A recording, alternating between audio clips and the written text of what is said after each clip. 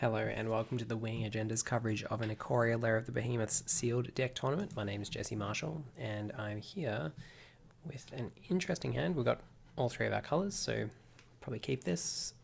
The Dracus not going to come down on turn 3, which is going to mean that our Great Horns also don't with the current hand, but hopefully that'll be okay. We'll see how we go. So we'll gain a life there. Hopefully we hit one of our 2 or 3 drops, which we have quite a few between now and turn 3.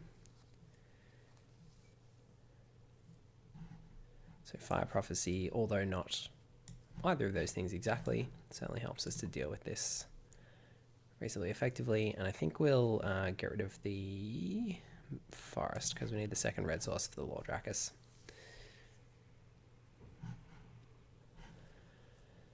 So Triome, not too bad for us here.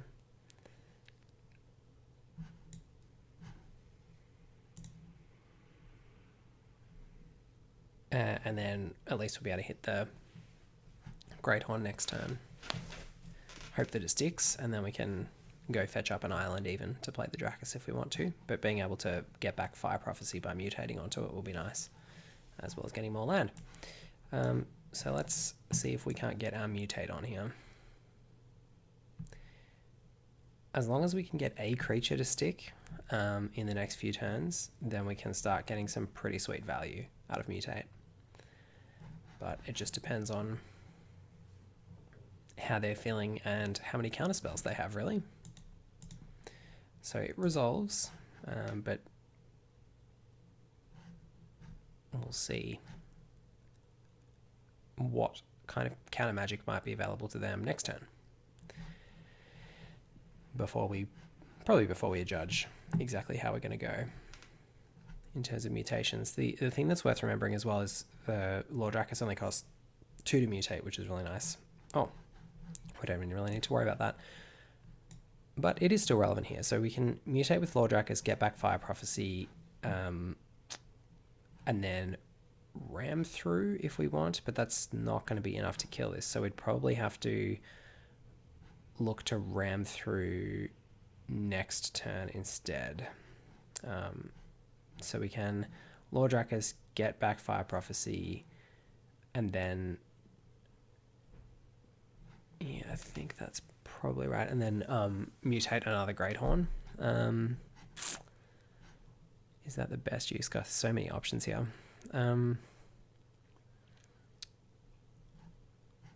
Yeah, because our Great Horn's just not going to kill the Patagia Tiger either way, however we mutate it. So let's go with the Lord Dracus mutation. With it underneath.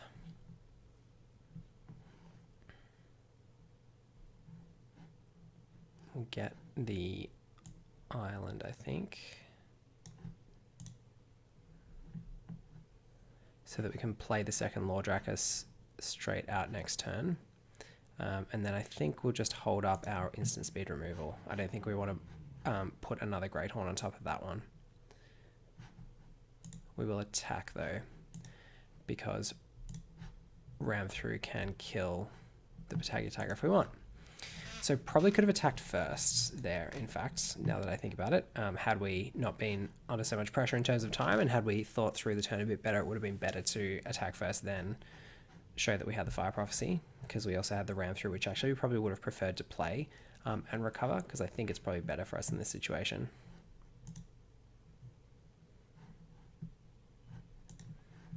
So we'll see what we get in terms of plays from them here. We can pitch lands to Fire Prophecy pretty well now because we're going to be mutating onto Great Horns left, right, and center. Let's go with the Cavern Whisperer mutation.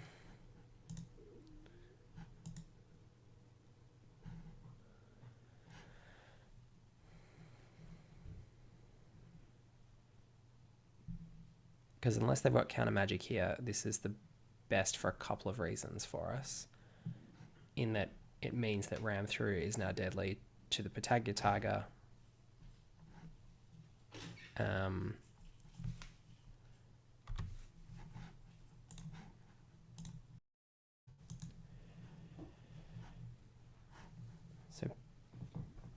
pouncing shore shark. Nothing we can do about that. Unless they decide to put the shore shark on top, which seems unlikely. No, they did. Okay. Well, in that case, I guess we'll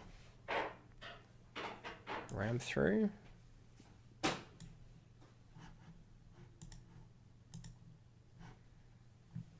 Interesting.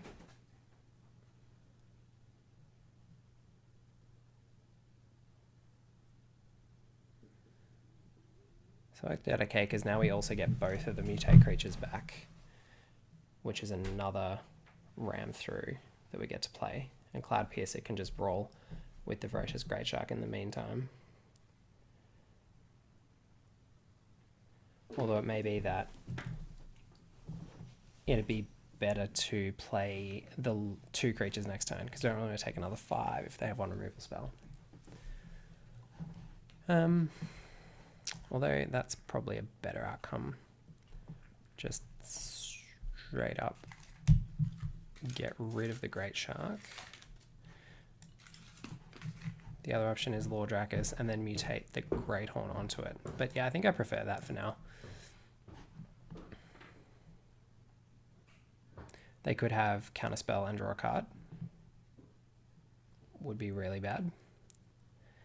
Thankfully not.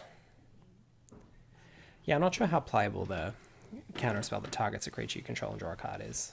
Counterspells are already marginal at the best of times, but not being able to interact with your opponent's board and only protecting your creatures seems questionable.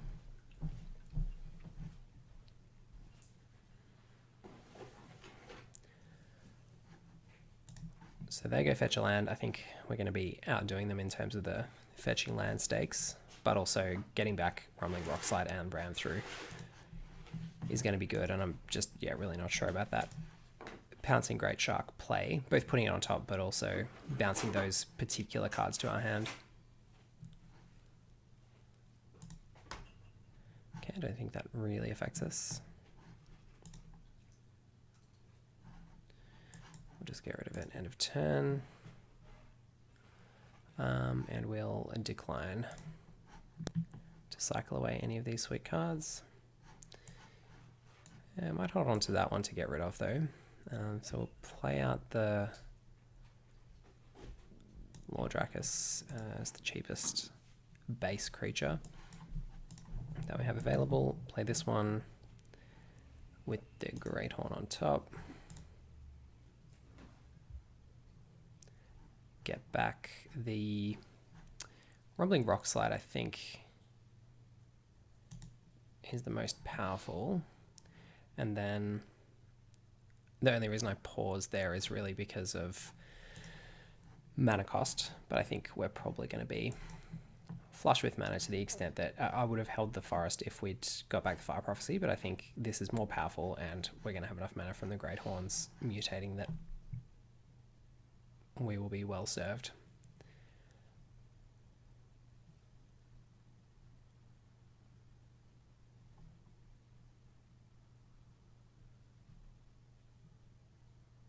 Okay. So now we can retrieve permanents too. Might be worth retrieving the Cavern Whisperer. Not too upset about that, but let's just get in there first. Don't want to get bounced preemptively.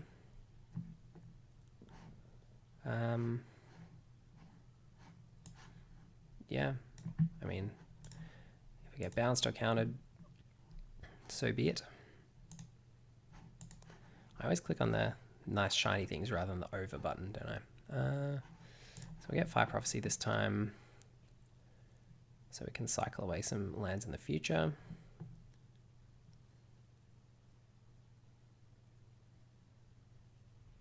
So exiling the creature, but we get all the triggers, I think.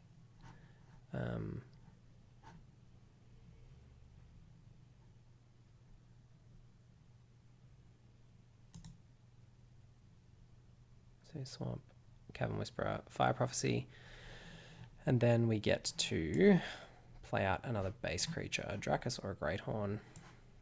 May as well play the Great Horn, I guess.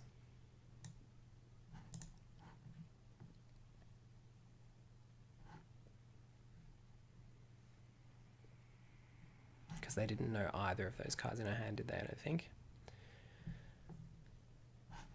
This value is certainly pretty sweet. Even though we lost a little bit of the chain with that exile, it's not too bad. Yep, so we'll just get rid of the Sabertooth. Get rid of the Naturalist.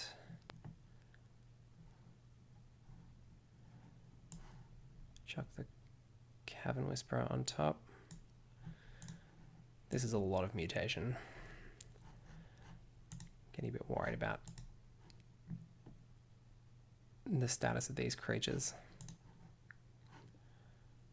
With all this mutating going on. Get rid of a land. We can go to combat now. Not sure we tapped our lands optimally there. Or rather, not sure Arena tapped our lands optimally. I know I'm always a little bit too critical of that though. Nonetheless, we get to play the Wolverine. So Wolverine's not got double strike yet, but if we Rumbling Rockslide something, it does. And if they don't have any other plays, then I think Rumbling Rocksliding the Farfinder or whatever it gets, even whatever it gets mutated into, it's probably going to be reasonable, especially since we get to Lordrakis that back. We could have gone for the Lordrakis mutate on there, just for more discards, but okay, I guess we'll just do it this way. So how do we want to do this? So we can ram through. Can we give it trample in any way? No, these guys have trample, do they? No.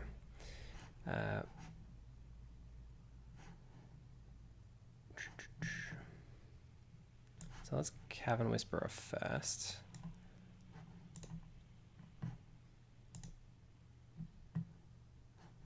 On top. There we go again, clicking the wrong thing. Ram through.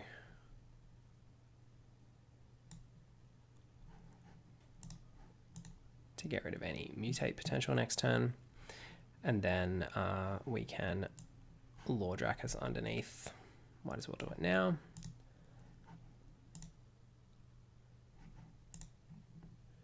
And get back a ram through.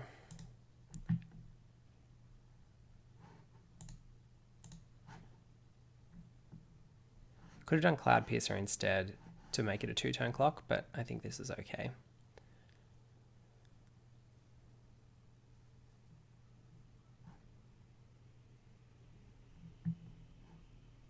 Oh, we could also have not got back the thing and done 8 damage instead. Yep. So the Mutate deck gets there. We'll be back shortly with game number 2. Thanks for watching.